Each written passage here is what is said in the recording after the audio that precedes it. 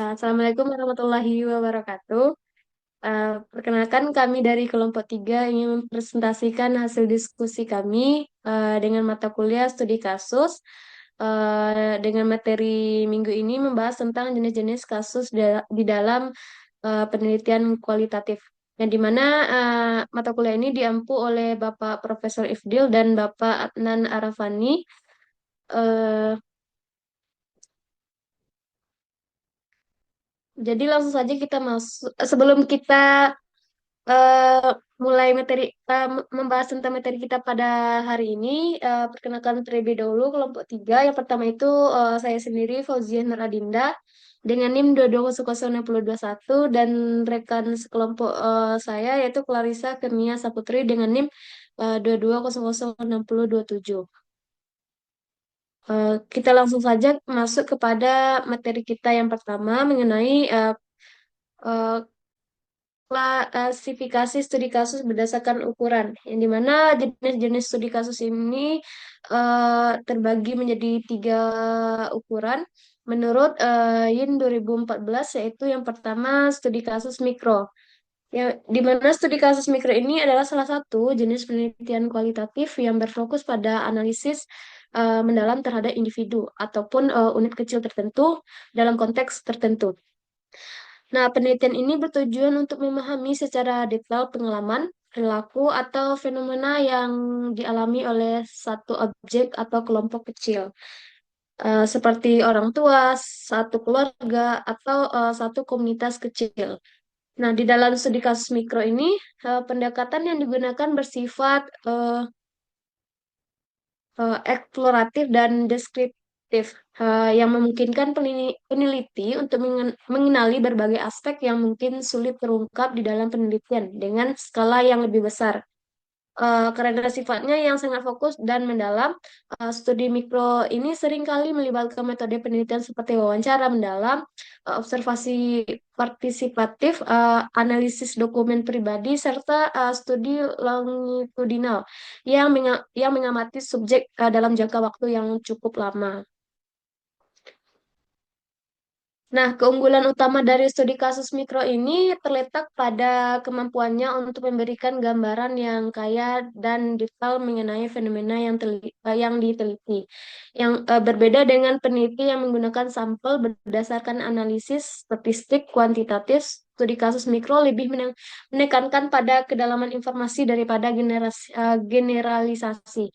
Oleh karena itu, meskipun hasil penelitian ini tidak selalu dapat digenerasikan ke populasi yang lebih luas, temuan dari studi kasus mikro seringkali memberikan wawasan yang lebih tajam tentang pengalaman subjek, serta faktor-faktor yang mempengaruhi fenomena yang diteliti. Contoh judul peneliti dari studi kasus mikro ini seperti peranan orang tua dalam mendukung anak dengan disleksia, yang dimana studi kasus pada seseorang siswa sekolah dasar. Penelitian ini berfokus pada satu siswa dengan disleksia dan bagaimana orang tuanya berperan dalam mendukung proses belajarnya. Jadi studi ini mengeksplorasi strategi yang digunakan orang tua di dalam membantu anaknya mengatasi kesulitan membaca dan menulis. Tantangan yang mereka hadapi seperti dampak terhadap perkembangan akademik dan emosional anak. Nah, metode yang digunakan mencakup wawancara dengan orang tua, guru, serta siswa tersebut, serta observasi di dalam lingkungan rumah ataupun lingkungan sekolah. Jadi hasil penelitian ini diharapkan dapat memberikan wawasan tentang pentingnya peranan keluarga di dalam mendukung anak dengan kebutuhan belajar khusus. Selanjutnya yang kedua ada studi kasus meso. Studi kasus meso itu merupakan salah satu pendekatan di dalam penelitian studi kasus yang memiliki cakupan lebih luas dibandingkan studi kasus mikro. Akan tetapi tetap berada di dalam batasan yang memungkinkan analisis yang mendalam. Dalam penelitian ini, subjek yang diteliti bukan hanya individu ataupun kelompok kecil, melainkan komunitas tertentu, organisasi atau institusi dalam suatu lingkungan sosial yang lebih besar. Salah satu keunggulan utama dari studi kasus Meso ini adalah kemampuannya di dalam memberikan pemahaman mendalam mengenai suatu kelompok sosial dengan tetap mempertahankan keseimbangan antara kedalaman analisis dan cakupan penelitian. Misalnya di dalam dunia pendidikan, studi kasus Meso dapat digunakan untuk meneliti efektivitas program bimbingan konseling di sekolah dengan melibatkan siswa, guru, dan konselor sebagai subjek penelitian. Nah, melalui pendekatan ini, peneliti dapat mengidentifikasi faktor-faktor yang mempengaruhi keberhasilan atau kegagalan program tersebut, memahami hambatan yang dialami oleh para pemangku kepentingan, serta merancang rekomendasi untuk meningkatkan kualitas layanan konseling. Nah, untuk metode yang digunakan dalam studi kasus meso ini dapat beragam, meng- mengombinasikan pendekatan kualitatif dan kuantitatif agar menghasilkan gambaran yang lebih komprehensif. Peneliti dapat melakukan wawancara mendalam dengan berbagai pihak yang terlihat melalui observasi terhadap aktivitas dalam komunitas atau organisasi yang diteliti, serta menganalisis dokumen dan data kuantitatif yang relevan untuk mendukung temuan penelitian. Serta ada keunggulan lain dari studi kasus meso adalah kemampuannya di dalam memberikan wawasan praktis yang dapat diterapkan di dalam konteks nyata. Hasil dari penelitian ini seringkali digunakan sebagai dasar perumusan kebijakan eh, s- atau strategi intervensi untuk meningkatkan efektivitas suatu sistem dalam skala komunitas ataupun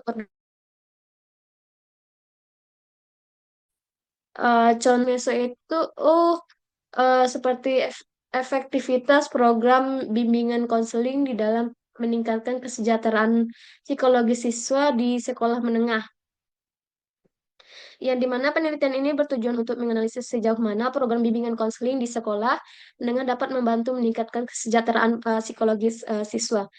Studi kasus ini dikategorikan sebagai studi kasus meso karena cakupannya lebih luas daripada sekedar meneliti satu individu saja. Akan tetapi tetap dalam batasan komunitas sekolah. Dalam penelitian ini, penelitian akan melibatkan siswa, konselor, dan guru untuk memahami bagaimana program bimbingan diterapkan, hambatan yang dihadapi, serta dampak terhadap kesejahteraan psikologis siswa tersebut. Selanjutnya yang ketiga ada studi kasus makro. Studi kasus makro ini merupakan salah satu jenis penelitian studi kasus yang meneliti suatu fenomena di dalam cakupan yang sangat luas, melibatkan banyak individu, komunitas besar, organisasi besar, serta sistem sosial dan kebijakan nasional maupun internasional. Studi kasus ini tidak hanya berfokus pada individu ataupun kelompok kecil saja, akan tetapi lebih pada analisis yang mendalam terhadap dinamika sosial, kebijakan ekonomi, ataupun budaya yang berdampak pada populasi yang lebih besar. Studi kasus makro biasanya digunakan di dalam berbagai eh, disiplin ilmu seperti sosiologi, ilmu politik, ekonomi, kebijakan politik, pendidikan, serta bidang lainnya yang membutuhkan pemahaman komprehensif terhadap suatu fenomena di dalam konteks yang lebih luas. Dalam studi kasus makro, hanya fokus peneliti sering kali mencakup kebijakan publik dan dampaknya terhadap masyarakat luas. Misalnya, peneliti mengenai implementasi kebijakan pendidikan inklusif di Indonesia dapat dikategorikan sebagai studi kasus makro karena melibatkan analisis tentang bagaimana kebijakan tersebut diterapkan di berbagai wilayah, bagaimana sekolah dan tenaga pendidik menyesuaikan diri dengan regulasi yang ada, serta bagaimana kebijakan tersebut mempengaruhi aksesibilitas pendidikan bagi anak-anak berkebutuhan khusus. Eh, nah, adapun keunggulan utama dari studi kasus makro ini adalah kemampuannya untuk mengungkap berbagai faktor yang saling berkaitan di dalam suatu sistem sosial atau kebijakan. Karena cakupannya sangat luas, studi ini memungkinkan peneliti untuk memahami bagaimana elemen dalam masyarakat sering berinteraksi dan mempengaruhi satu sama lain. Um, Misalnya dalam studi kasus tentang dampak kebijakan ketenaga kerjaan terhadap kesejahteraan buruh di Indonesia. Peneliti dapat mengeksplorasi bagaimana regulasi ketenaga kerjaan mempengaruhi kondisi kerja buruh, bagaimana perusahaan menyesuaikan diri dengan kebijakan yang ada, serta bagaimana kesejahteraan buruh berubah setelah kebijakan diterapkan. Dalam konteks ini terdapat contoh judul penelitian dari studi kasus makro seperti dampak program bimbingan and counseling terhadap eh, pencegahan bullying di sekolah. Yang dimana studi kasus ini di berbagai provinsi. Penelitian ini mengeksplorasi efektivitas program bimbingan dalam penekanan angka kasus bullying ini di berbagai sekolah, serta membandingkan kebijakan dan metode yang diterapkan di beberapa daerah. Selanjutnya, materi yang kedua akan dipaparkan oleh Nia. Kepada Nia dipersilakan. Baik, terima kasih moderator. Di sini saya akan memaparkan materi mengenai klasifikasi studi kasus berdasarkan tujuan analisis. Nah, jenis-jenis studi kasus berdasarkan tujuan analisis yaitu ada studi kasus eksploratori. Studi kasus eksploratori ini bertujuan untuk mengeksplorasi suatu fenomena yang belum banyak diteliti atau dipahami. Yang kedua ada studi kasus deskriptif. Studi kasus deskriptif itu bertujuan untuk memberikan gambaran yang terperinci mengenai suatu fenomena atau situasi tertentu. Selanjutnya ada studi kasus explanatory. Studi kasus explanatory ini bertujuan untuk menjelaskan hubungan sebab akibat dalam suatu fenomena yang akan diteliti. Selanjutnya ada studi kasus evaluatif. Studi kasus evaluatif digunakan untuk menilai efektivitas suatu kebijakan, program, atau intervensi tertentu. Adapun klasifikasi studi kasus berdasarkan tujuan analisisnya. Studi kasus berdasarkan tujuan analisis dapat diklasifikasikan menjadi 3 jenis. Yang pertama ada intrinsik, yang kedua instrumental, dan yang ketiga kolektif. Yang pertama, um,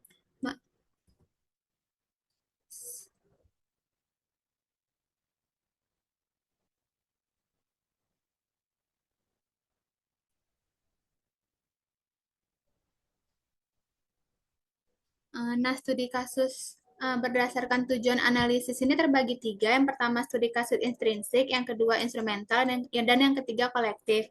Nah, studi kasus intrinsik itu tujuannya untuk memahami suatu kasus tertentu karena kasus tersebut sendiri menarik atau unik. Contoh judul penelitiannya yaitu pengalaman seorang siswa penyandang disabilitas dalam menjalani proses konseling di sekolah inklusif. Studi ini bersifat intrinsik karena berfokus pada satu individu yang memiliki pengalaman unik dalam proses konseling, bukan untuk memahami fenomena secara umum, tetapi secara khusus. Yang kedua ada studi kasus instrumental. Kasus yang diteliti digunakan sebagai alat untuk memahami suatu fenomena yang lebih luas. Contoh judul penelitiannya yaitu pola bimbingan dan konseling di sekolah berbasis pesantren sebagai model konseling spiritual. Studi ini bersifat instrumental karena kasus yang diteliti digunakan untuk memahami penerapan konseling berbasis spiritual secara lebih luas dalam konteks pendidikan. Yang ketiga ada studi kasus kolektif. Studi kasus kolektif ini menggunakan beberapa kasus untuk memahami suatu fenomena secara lebih luas. Contoh judul penelitiannya yaitu perbandingan strategi guru BK dalam menangani kasus bullying di sekolah negeri dan swasta. Studi ini bersifat kolektif karena menggunakan beberapa kasus sekolah negeri dan swasta untuk memahami bagaimana pola penanganan bullying berbeda tergantung pada lingkungan sekolah. Materi selanjutnya yaitu prinsip pemilihan kasus dalam studi kualitatif. Menurut Abdus Samad tahun 2021, dalam penelitian kualitatif, pemilihan kasus harus dilakukan dengan cermat agar dapat memberikan pemahaman yang mendalam tentang fenomena yang diteliti dengan berdasarkan relevansi dan kekayaan informasi yang dapat diperoleh seperti kesesuaian dengan tujuan penelitian. Maksudnya di sini, kasus yang dipilih harus benar-benar dapat menjawab pertanyaan penelitian dan memberikan wawasan yang kaya mengenai topik yang dikaji. Selain itu, penelitian kualitatif sering menggunakan kasus unik atau khas atau menarik, yaitu kasus yang memiliki karakteristik tertentu yang menarik untuk diteliti. Misalnya, seseorang yang berhasil bangkit dari trauma atau dari trauma yang berhasil menerapkan metode pembelajaran inovatif. Yang kedua, kontras atau perbandingan. Di mana dua atau lebih kasus yang memiliki karakteristik berbeda dipilih untuk memahami variasi dalam fenomena yang diteliti. Misalnya, jika seorang peneliti ingin memahami strategi guru dalam menangani siswa bermasalah di sekolah, peneliti dapat memilih sekolah negeri dan sekolah swasta untuk melihat perbedaan pendekatan yang digunakan oleh guru BK. Yang ketiga ada aksesibilitas. Aksesibilitas di sini itu seberapa mudah peneliti dapat mengakses data dari kasus yang dipilih. Sebuah kasus mungkin menarik, tetapi jika peneliti sulit mendapatkan data atau mengalami hambatan dalam mengumpulkan informasi, maka penelitian bisa menjadi tidak efektif. Oleh karena itu, peneliti perlu mempertimbangkan aspek etis, kesiapan responden, serta ketersediaan sumber daya dalam pemilihan kasus. Sekian pemaparan materi dari saya kembalikan kepada moderator. Terima kasih kepada Nia telah memaparkan materi eh, eh, kelompok tadi.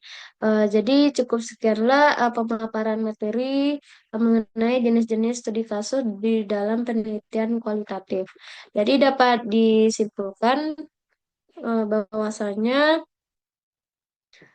studi kasus itu merupakan salah satu metode penelitian yang berfokus menganalisis mendalam terhadap suatu fenomena dalam konteks tertentu. Berdasarkan ukuran, studi kasus dapat uh, diklarifikasikan menjadi tiga kategori utama, yaitu studi kasus mikro, meso, dan makro. Yang dimana studi kasus mikro meneliti individu atau kelompok kecil dengan pendekatan yang eksploratif dan deskriptif. Selanjutnya studi kasus meso yang memiliki cakupan eh, yang lebih luas dengan fokus pada komunitas ataupun organisasi dalam suatu lingkungan sosial tertentu. Sementara itu, studi kasus makro mencakup analisis terhadap sistem sosial yang lebih besar, termasuk kebijakan publik dan dampaknya terhadap masyarakat luas. Nah, selain berdasarkan ukuran, studi kasus juga dapat dikategorikan berdasarkan tujuan analisisnya. Studi kasus eksploratori digunakan untuk mengeksplorasi fenomena yang belum banyak diteliti, sementara studi kasus deskriptif bertujuan untuk memberikan gambaran sistematis mengenai suatu fenomena. Jadi studi kasus exploratory ini berusaha menjelaskan hubungan sebab akibat dalam suatu fenomena, sedangkan studi kasus evaluatif digunakan untuk menilai efektivitas suatu kebijakan ataupun program tertentu. Nah, setiap jenis studi kasus ini memiliki keunggulan dan keterbatasan masing-masing. Studi kasus mikro menawarkan analisis mendalam terhadap eh, pemahaman yang lebih luas, akan tetapi lebih kompleks dalam pengumpulan data. Sedangkan studi kasus makro memberikan wawasan komprehensif tentang fenomena dalam skala besar, namun membutuhkan sumber daya yang lebih besar dan analisis yang lebih kompleks. Baik, cukup sekian presentasi dari kelompok 3. Eh, Jika ada salah kata dan salah penyampaian, mohonlah dimaafkan. Saya akhiri dengan wabillahi taufiq wal hidayah. Wassalamualaikum warahmatullahi wabarakatuh.